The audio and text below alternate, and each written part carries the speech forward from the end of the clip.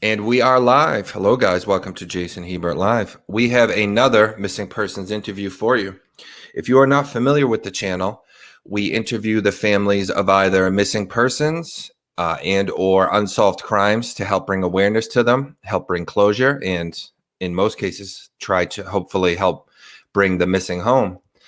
So if you are into participating in these lives, it is a live chat where you can ask questions and try to have try to actively help the case. Click subscribe below, set the notification bell to all. I also ask you to participate in the chat like you do, but if you go to the bottom of the screen, there's a comment section. You can wait till the video is actually uploaded, and that will, the more you comment down there, the more it tells YouTube, oh, people are into this video, so I should promote it to more people, because it's the YouTube algorithm's just a computer. It's not a live person trying to figure out if the video is good or not. So by putting questions below, or any ideas, any theories you have, anything that might be helpful, by putting that in the comments below, it helps the video get out to more people, which is the whole point of this. So please remember, also participate in the chat, but also leave the comments below, because it helps get it out to more. Hello to everyone. We're going to leave a minute. We got about 30 people. Let's let a few more people come in here, and then we can get into the specifics. We have Steve, Rachel, Joanne Palacio. I'm guessing that is a relative. Anita RX. How you guys doing? Mona, Heather, Elizabeth, Sandra, Lisa, my Be United group, Dave Wilson, Heather, and a few more. Thank you so much. Please, guys, check out in the links below, Be United Missing Persons. We will be showing their flyer for tonight's missing, Theresa Palacio. We will be showing that in just a moment. They are an also awesome group that tries to help out as much as they can. Give me a moment. Let me just make sure I have Teresa's pictures loaded, and that'll give us another couple minutes for notifications to go up, and then we will get started. Let me just a second. So tonight we have Teresa's sister, Carmelita Palacio, to tell her story in the hopes that someone who knows something will come forward, because somebody always knows something. And in this case, sounds like, well, once we get into the specifics, you'll see, but it sounds like she could be out there and maybe for whatever reason choosing just to stay away. Maybe she's just going through a tough time, something like that. So we're going to pray for a positive resolution. Hello to Lori, Edie, Lila, Michael, and Shelly, who just joined. Okay, guys, we got nearing about 50 people. That's a pretty good number to get started here. So on September 20th of 2020, Theresa Palacio left her mother's home, which was also where she was living, in Victorville, California, in the afternoon to go meet her cousin Vince, a truck driver. The plan was for Teresa to go on the road with him, but instead they ended up going to Ontario, California, which is about 30 minutes south of Victorville, 35 minutes. 2 days later, on the 22nd, Vince messaged Teresa's sister Carmelita and told her Teresa was acting wired. Now, Teresa was struggling with some substance abuse issues, which Carmelita feels may have been the cause for her behavior on that day, and she will go into that in a lot of detail in just a moment. But on the 25th, Vince dropped Teresa off at her stepsister Sarah's house, but Sarah was unable to give Teresa a ride home back to Victorville, so she asked her husband to do it. During the ride, they stopped at Miss Donuts in Ontario, California, and Sarah's husband went inside to buy Teresa a milk and something to eat. But when he got back out to his truck, he says Teresa was nowhere to be found. And that is the last time anyone has heard from Theresa Palacio. And tonight, her sister Carmelita comes forward in the hopes that someone with information will see this broadcast and come forward with what they know. Carmelita, thank you so much for joining us tonight. And I'm so sorry for what you're going through. We're going to do everything we can to help bring her home. And that's really what I want. I'm so far away from, Victorville, from my hometown. And I feel like I'm, how do you say, like, I feel like I can't do anything, you know what I mean? And if this is something that I can do, to help my mom, my sisters, my brothers, to bring our sister home, I can't just get up and go. I have my kids here, so. Yeah, it feels a little helpless. You're in Wichita, so Kansas? Is that what it is? Yeah, I'm in, yes, Okay, and if you do know anything, as far as the whereabouts of Teresa, we will give the information for the proper authorities, and Carmelita's profile is listed below. This case doesn't have a ton on it, guys, so that's why in cases like this. There is a detective assigned to it already, and I'm looking into everything and stuff like that, and being very communicative with my mom and my sister. So that's a good thing. Absolutely. Yes. Okay. Do you want to start, but tell us a little bit about Teresa, and then kind of lead us into what we do know was going on in the days beforehand, because I know you want to bring awareness to some things as well. Well, first off, let me just bring to light that my sister's the most amazing person ever. Beautiful inside and out. She loves God tremendously. She talks about him. Even in her addiction, she talks about God. My sister is a loving mother to 7 kids. Her and her baby's dad had separated, and I think this is where this all came about. They separated. He has keeping the kids from her, and that's where she broke. My sister, did everything and anything for her kids. So with her not having her kids by her side, it was a struggle for her. She fell into addiction, and she became addicted to meth, which we all have, but something just still was holding her there to it, she would leave and come, fine. She had a boyfriend at the time, and everything was fine. And then just all of a sudden, when I was already out, away from Victorville, out of state, my mom would tell me, your sister's not getting better. There's something wrong with her, and I'm like, what do you mean something's wrong with her? Like,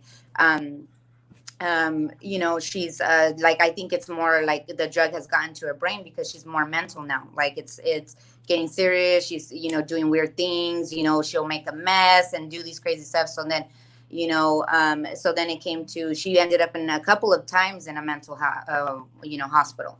And then, she was released, everything. And this last time she ended up from Victorville to San Diego. No one knows how, but she ended up into a mental place. And this was, maybe like not even a month ago. They were supposed to keep her in, but they released her. So when they released her, it's hard to keep an adult, stuck at home. Like my mom tried and tried and tried. So, she seemed to be okay the week prior to leaving with my cousin Vince. She seemed to be okay. So she went and was going to go on the road. But I'm telling you, as soon as she gets high, it affects her brain more and more, it seems like.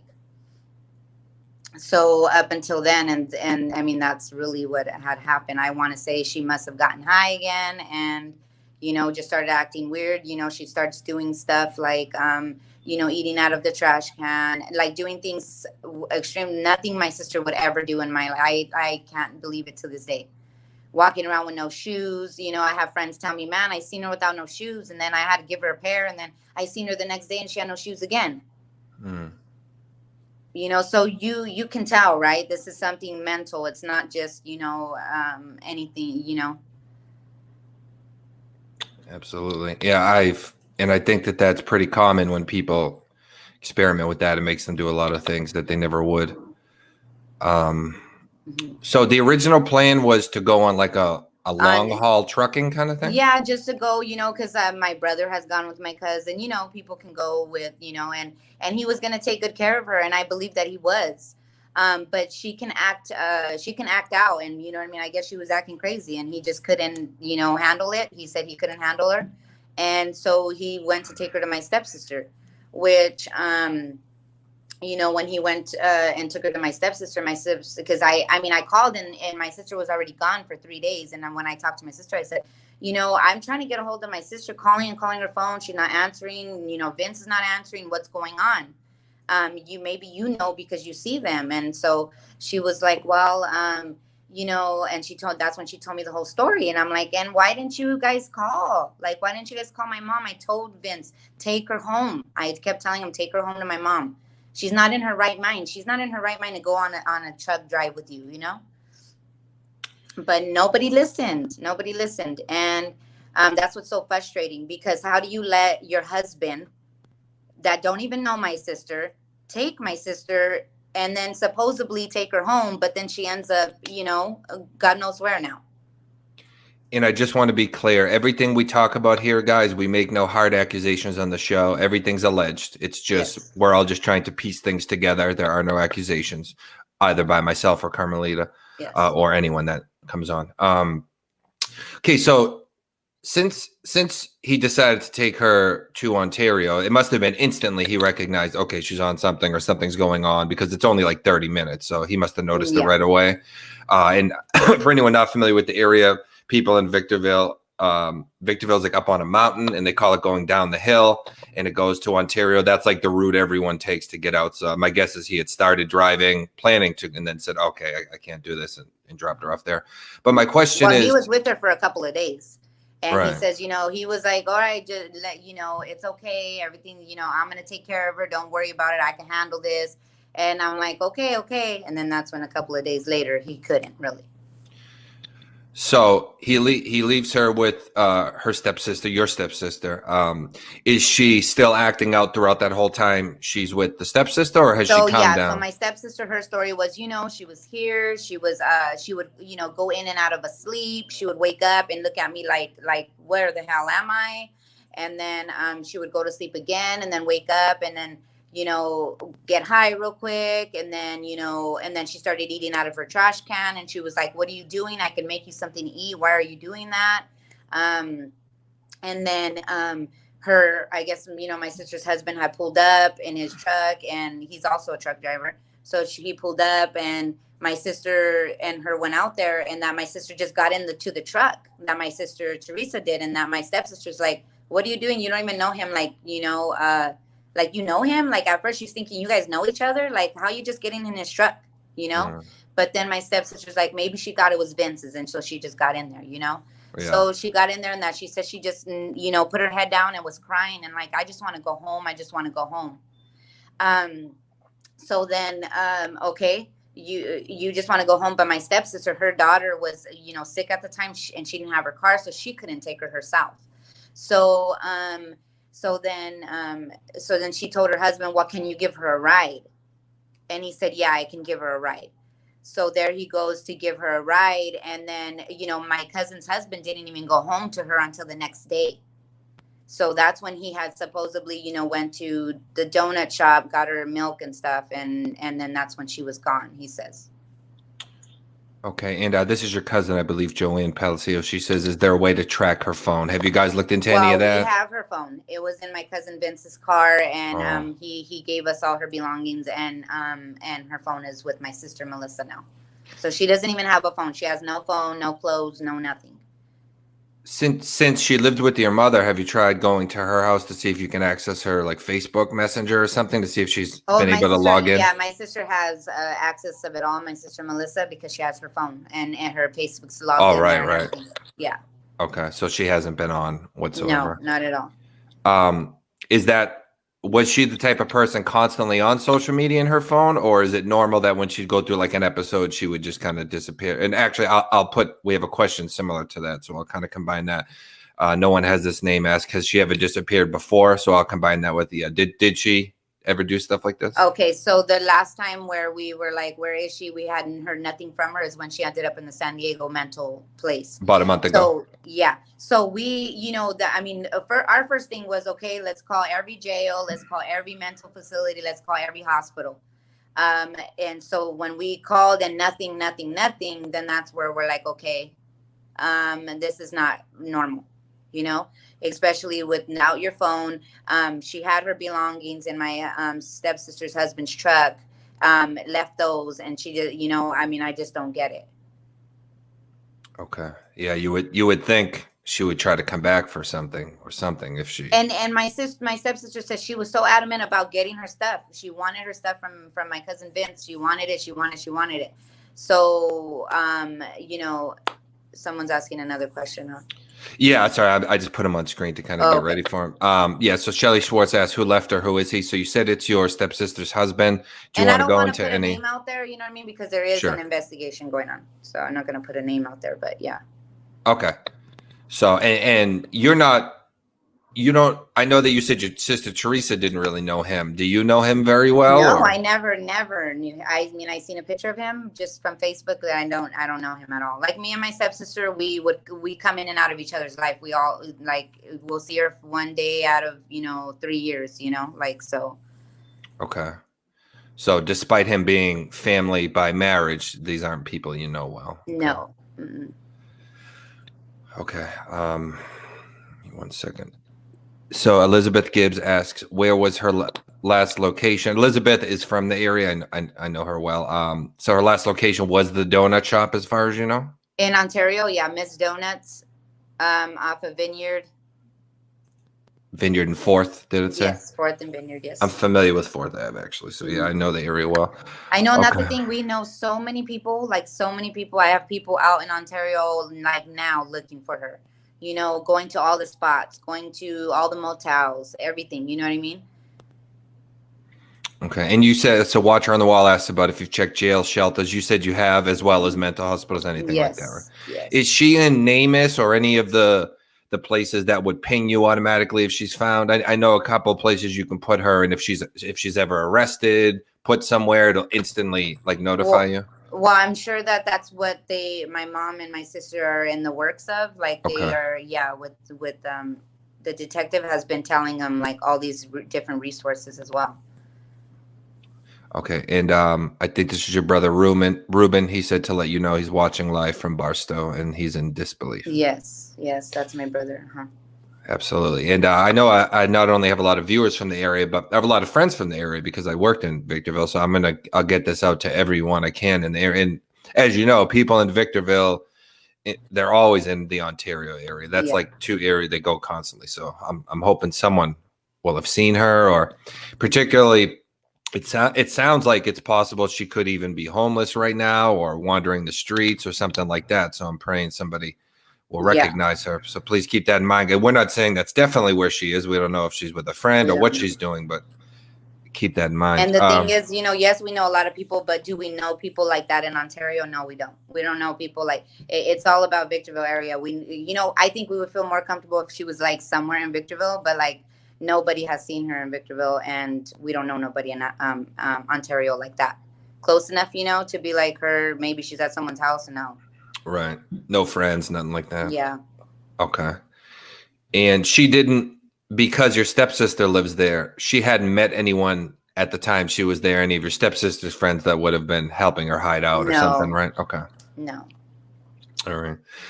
Kyle Backman asked, does she have her passport? Do you think she could have crossed the border? And I'll ask, did she ever, I know a lot of people in that area visit Mexico a lot. Is there any possibility like that? Did she have a passport? No, she doesn't have a passport, nor she didn't even have an ID or anything on her.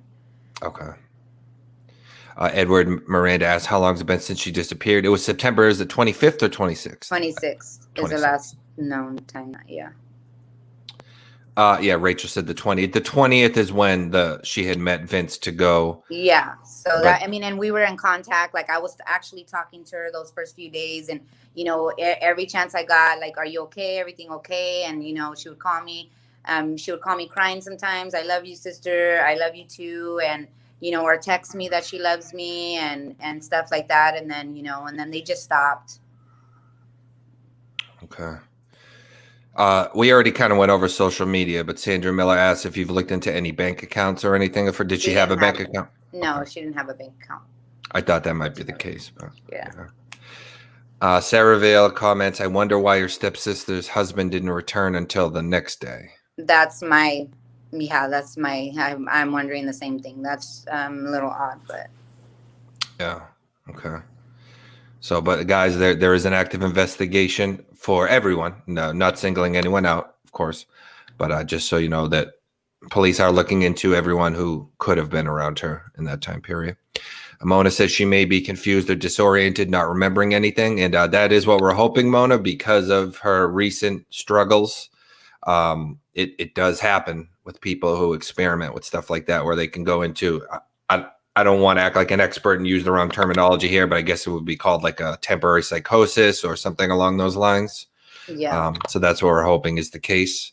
Not that is an ideal scenario, but anything that leads to her coming home safe, we're for at this point. Carrie Hazel asks, have you registered? I know you said your mom is handling a lot of this, but have you registered her as a silver alert, being she has a mental disorder? Yes, they're in the works of all of that at the moment. Okay. Yes. Yeah, so they are working on all that, guys. This is only a few weeks old, so some of these things take a little time, and sometimes people don't know exactly where to go because a lot of people. It's like one of those things where you don't really think about how many people go missing till it's happening to you, and then you kind of go, well, what can I do here? Yeah. It takes a little time to figure it out. Lori Areola asks, did the donut place have cameras or any other place around there? Have you looked into any of those cameras as to where she might have ran off to, gotten in a car, anything like that? Yeah, so my sister went, and unfortunately none of that was, I don't think they had, no, they didn't. And she talked to both, like, the morning shift people, the night shift people, and also the times that he says he was there was the time that they were closed. Oh. So that was another thing that was a little sketch, because we're like, well, it was closed at that time, so how were you there? What time was he supposedly there? I believe 9, and they close at that time or something like that. He says like around 9:30, and they close at 9. So, yeah. Weird, because he says that he actually bought her the milk in a donut or something, right? Mm-hmm. Or something to eat. Yeah. Huh. Okay. So I'm guessing that's one thing they're looking into. Does he? And again, no accusations, guys. We don't know for sure. But as far as you know, does he participate in any usage of anything that would make him be able to mix up times or something like that? Yes, I'm sure he does. Okay. I'm not positive. So that could be an explanation, or, I mean, who knows? It's trying to be thorough and cover everything. Yeah. Elizabeth Gibbs says there's a lot of land where people who use drugs will camp out, and you'll be surprised how many missing people are found out there in the desert. Oh, I think that's true. I've had a few people go into those deserts. I know what you're talking about, and I've had a few people go and check those deserts. They say it's real deep in there too. Like, you go in there, your car, everything would be dirty by the time you come back out, because they are deep in there. They walk, so they're on foot. They walk. Yeah, like you have to drive into this like desert area, and you walk the rest of the way deep in there, and it's crazy. Like, they have like little shelters, like where all these smokers or homeless, addicted people go. Yeah. Yeah. Because I interviewed maybe like 2 weeks ago.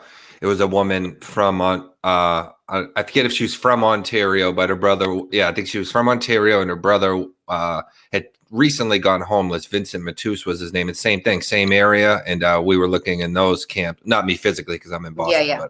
But so same kind of thing. So, I mean, I'll send your case to her and her case to you, so you guys can maybe cross-reference anything, any ideas or anything like that. Because same thing, same city, same situation. Wow. He was also same thing, kind of like Teresa had been having recent struggles, but it wasn't like she was living on the street for the last 5 years. Same thing with Vincent. He had recently kind of done it, but he had family. He would go to barbecue, so he wasn't like homeless, if that makes sense. And that's where I want to bring awareness to. Like, people think nowadays like you can just pick up any drug, and that you don't know what they're putting in that stuff nowadays. You know, and I believe that's what happened with my sister, because the person she is today, I believe that she may have gotten a bad batch, to where some people don't come out of it. Some people stay like that, and they become just this crazy person, like what is it, schizo, like, and so it's scary. It's really scary. No, there's a guy in this area in a city called Revere. He's famous, where he thinks he's a glass of orange juice. Wow. And he'll say, don't push me, I'm going to spill, because something to do with he was running from police, and he had like acid in his sock, and it leaked through his skin or something. So it does happen. Now, we're praying if that's the case, it's not permanent, of course, but I say that only because in these kind of scenarios, you're like, did something awful happen? It's good to have an alternative of, well, maybe it's just a mental thing she's going through, and there's always help if you can get them home. Yes. And that's exactly what our plan is to do, is to get her home and get her the help she needs. Maria Palacio, who's Teresa's mom, I guess your mom as well, says losing her family really affected her. She couldn't handle it. I think that's understandable. Yeah, it's something she talks about a lot, certain things she can't see, certain smells, certain, songs, because it makes her think of her kids, and it really has taken a toll on her. And, it's not like, the dad could have, just like let her see the kids, talk to them, but he wouldn't even let her do that. So it just, you kind of feel like you ain't got nothing to live for, and she just got deeper and deeper in her addiction because of it. So hopefully she's just depressed right now, and she comes home. She's just got to realize that what she's doing is only going to push her further away from that, and she needs to just get everything Yeah, straightened up, and exactly. hopefully everything can work out in that regard. Shelly Swartz, my last question was meaning, I think she's talking about the camp. When he drops her off, did the cops see him leave alone as claimed, or are the police not releasing it? I think she's asking about the husband. And I know there's, because of the investigation is only so much you can say about anyone, but is there anything else you want to go into? No one's seen anything. No one's seen anything. My sister Melissa is the one that made the flyers. She's the one that went all down Fourth and Vineyard and all that, and asked every business, put up flyers.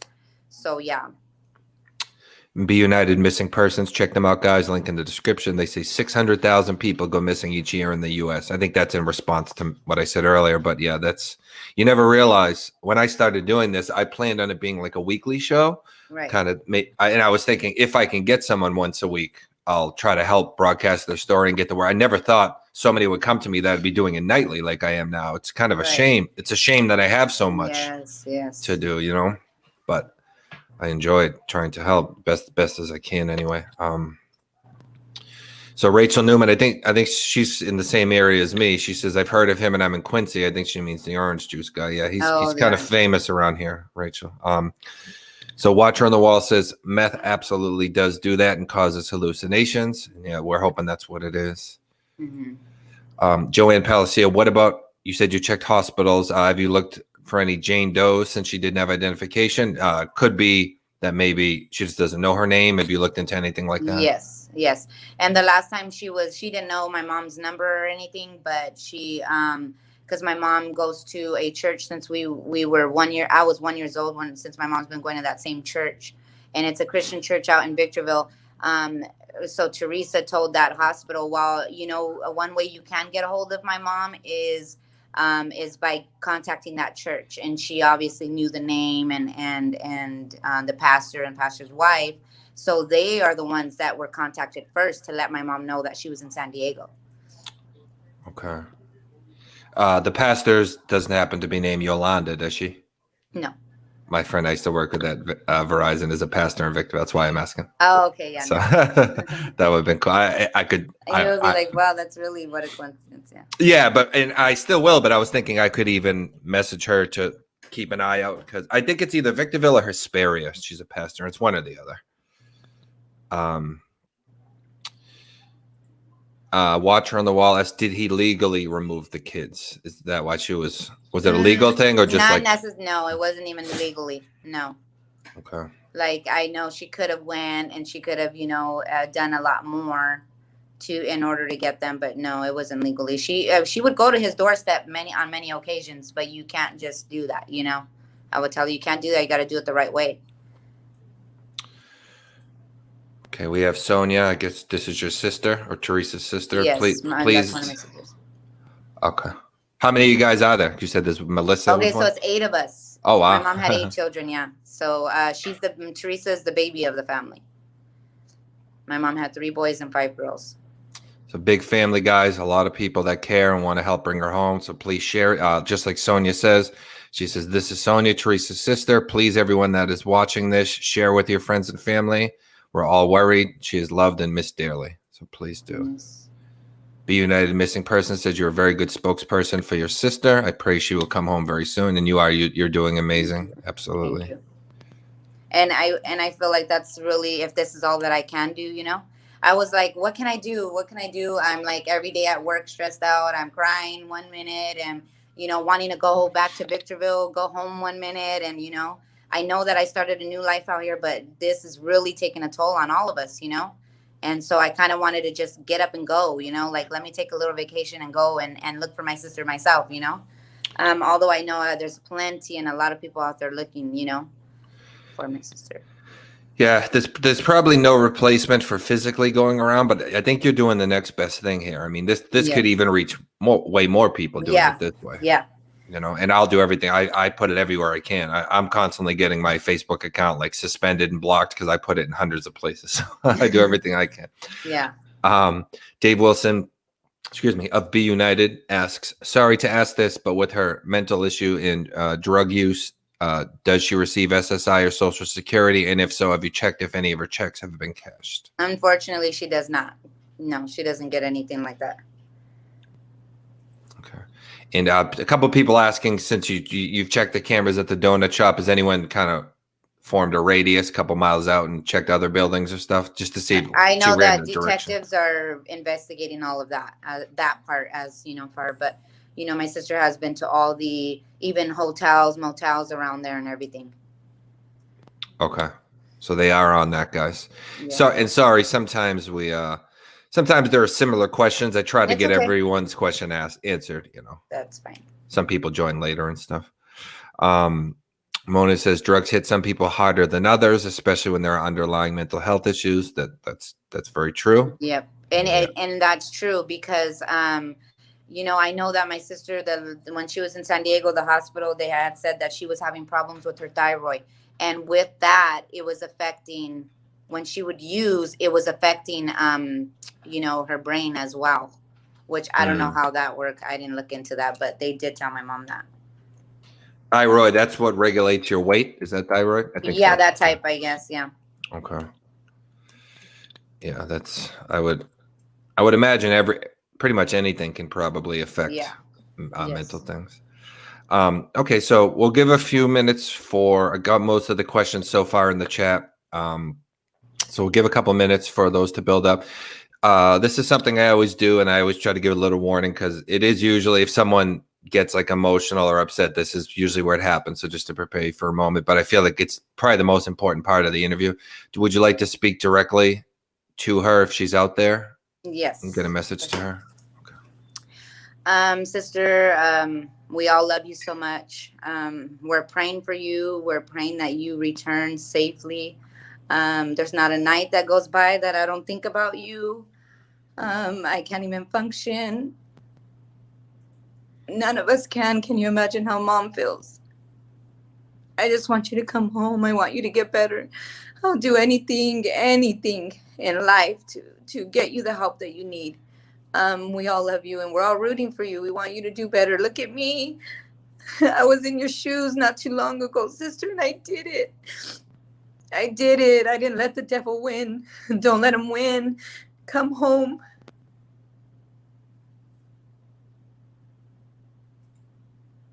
All right. Thank you, Carmelita. If you need a moment to step off camera, that's perfectly fine. I know I can't imagine how hard it is, but I know it's very, very difficult. A lot of people supporting you. Ariana says, I wish I can hug her. So a lot of people into, of course, trying to help. And please, guys, share this, comment, do all that kind of stuff that helps get the video out there. If you know anyone in the area, please. There are a couple posters. We have the Be United poster, which I'll send to you also, Carmelita. But put that both on social media, but also you can print it out and put them up in the area. And I'm going to send it to some people out there too. So please do everything you can, guys. Do you want to go over any, let me bring up her pictures while I ask this, any identifying marks, tattoos? I think she's 5'3", right? No, that's a little wrong. My sister's going to fix that. My sister's actually like 4'11". Oh, wow. So okay. it's a difference. Yeah, I don't know if there was a glitch or what, but she's short. She's obviously very skinny right now. She does have a mole above her lip that, you know, everybody can tell. She has a beautiful smile. Everybody knows about her smile. Mm-hmm. Just tattoos. She has one on her neck, on her hands. She has like a flower right here. On one of her, I forget what side of her shoulder she has a flower. It says the LA Dodgers is on the right side of the neck. And she forever talks about God. Like she will go and like witness to people and everything, even when she's high and stuff. She's like that. She talks about him a lot. So, you know, that's one thing that people, if you see anybody out there, you know, that looks like her and is acting like her, please contact the police. Absolutely. And we pray he's going to bring her home safe as well. I think, you know, I talk to a lot of people almost every night, and you pray for positive resolutions for all of them, but naturally some seem a little more likely than others, depending on the story. Yeah. So hers, because what she was struggling with, I think it is possible that she either needed some time away or it's just having a mental break or something. So we're going to pray that that's what happens. But I'm hopeful as well. Plus, she's, religious. And so we pray that he's going to look out for her. Yes. Thank you, Charlie. I appreciate the kind words to everyone saying that. Sarah Vale suggests maybe you can mail or fax flyers to other businesses in the area, like Starbucks between Miss Donuts and Ontario International Airport. Mm-hmm. So yeah, definitely put up posters everywhere. Just a lot of people supporting you. Watcher on the wall says, "Praise God." He is a chain breaker. Yes. Elizabeth Gibbs asks, has anyone checked out the Apple Valley area? Yes, Apple Valley, Okay, so yeah, they've looked everywhere. Yes. And we're not going to stop looking. Like, this is every day, so, Is there anything that I didn't think to go over that you feel is important? Whether we already went over physical identifiers, but she's pretty noticeable, guys. She's 4'11", so she's shorter. You've seen your pictures.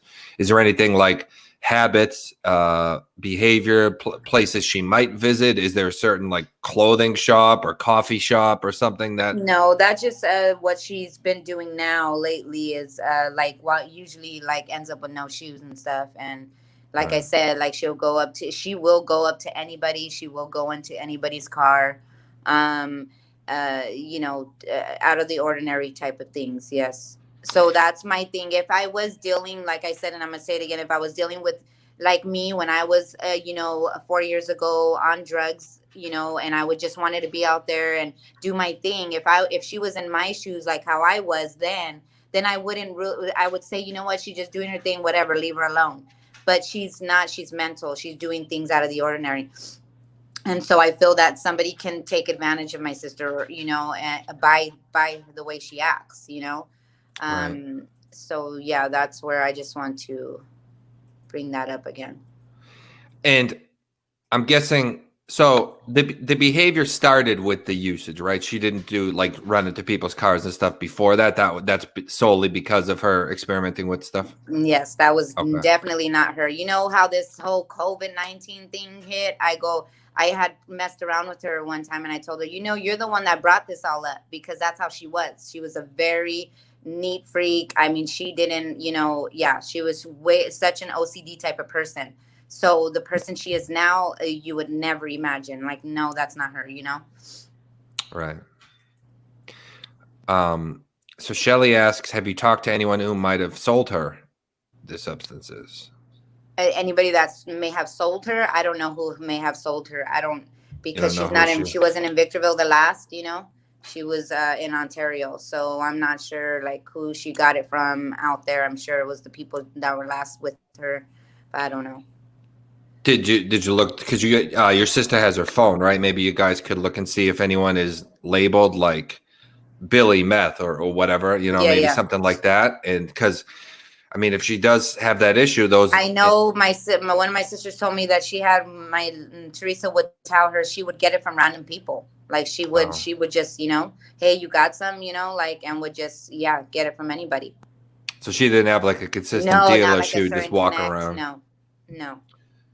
And I'm sure in every city there's areas people know to go to ask. So, okay. And well, speaking of that, maybe you could either check with your sister-in-law or someone in the area and find out where would someone go in that city if they were walking around to find it, and maybe try to think of everything, scope it out and see if she comes by or bring a flyer, see if anyone has seen her either that day or afterwards. Yeah, I know they've been going to the parks out there, like, to where all the spots where like homeless people hang out and stuff. Okay. So it's sounds like you guys have everything covered. Sorry, just trying to be thorough. Yes, yeah. But okay, guys, so her links are below for her Facebook. If you have an idea or a tip or something like that, you can submit them to her.